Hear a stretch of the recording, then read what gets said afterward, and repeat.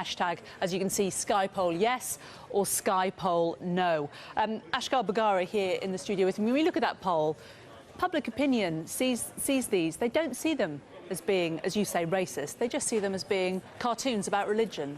A, I would say most people probably haven't even seen them. Two, and well, that's because they're not being published in any of the mainstream papers. Rightly so. We wouldn't publish black people, as I said, as zoo animals. So why should we treat the Muslims any different? Why are we less human? Why do we have less feelings? And why are our lives not affected by this type of demagoguery? But it's not just the cartoons that you're referring to and comparing them to cartoons, comparing black people to apes. It's not just cartoons. It's things like the Museum of Metropolitan Art in New York removing all historical representations quietly of Muhammad from its galleries. There are lots of mainstream images of Muhammad that are not shown, and they're not in any way offensive. The problem with this is it's being seen, and I believe wrongly, through the prism of freedom of speech. Those attacks yesterday are really to be seen through the prism of the war on terror.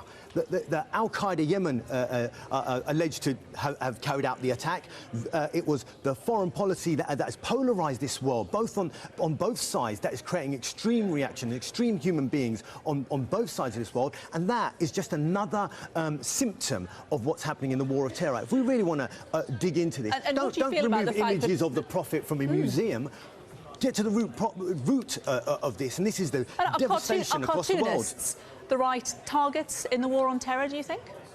Absolutely not. But then I would argue that these cartoonists should never have been killed. Of course they shouldn't, but they're still racist. It's not either we support the terrorists or we support the racists. No, we can have a middle ground. This is, I don't support these terrorists. I don't killing people for disagreeing with me, but neither am I going to support a racist who goes around demonising millions of people. Douglas Murray, do you think these... Douglas Murray, let's bring you in now. Sorry. These cartoonists, do you think they were racists? Could I please come in and correct? You've given goodness knows how much time to this extremist Ashgar Bukhari to have his say. Could I please now have my say about this? It's only 24 hours since a dozen people were gunned down in their offices in Paris. It's really rich that Sky News should be giving this platform at this moment to this man. We're giving you your platform, sir. Do give us your view. But who you've also allowed to just smear the people who were murdered so brutally in Paris yesterday. You've just allowed them to smear those people as racists. Not me. Charlie Hebdo, let me please finish my point. Charlie Hebdo, you don't know this, like you don't know any of the background of this, Ashgar, but Charlie Hebdo is a secularist, far left-wing, anti-racist magazine. It has made a particular delight in recent years, quite rightly, of lampooning and attacking very virulently the far right-wing leader, Marine Le Pen. You say rubbish because you don't know what you're talking about. Yes, I do. Let me make the more important point. Let me make the more important point on this. An actual debate, or are we going to talk about the actual issues here? Let me make the important point on this, which is that this is not to do with the war on terror, as Ashgar Bukhari wants to talk about. This is about freedom of speech. Please let him speak. More importantly, you have been massively diverted in this programme from what has actually happened and why.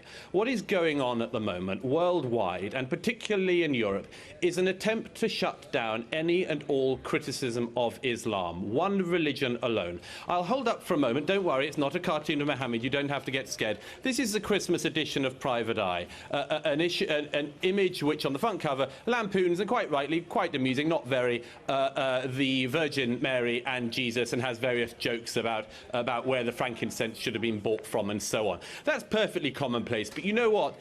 If anyone had gone into Private Eye's offices yesterday and massacred the staff because of it in the name of Christianity or Jesus, I think that not only would all of the papers today have been a lot more robust, they would have shown, at the very least, shown this image to show what the person who did the killing was so irate about. The fact is that there is something going on which we have to identify. It is an attempt in our societies to make Islam, and in particular the founder Islam, immune from any criticism. It cannot be allowed to continue. Do you think there is a Muslim double standard going on here? No, I'd say there was a Western double standard.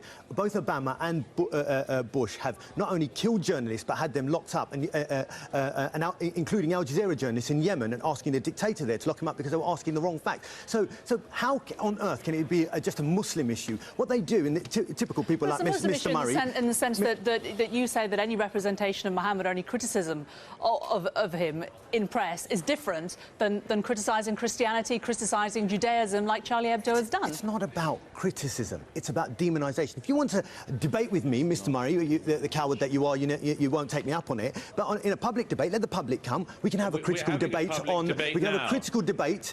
Well, yeah, that's right. You run away. You keep running away. Please try not to make it personal. We are having a public debate, and you've had yours say, and he's had his. There's no need to make it personal, sir. Fine. So what I would say is this. Again, I go back to the point.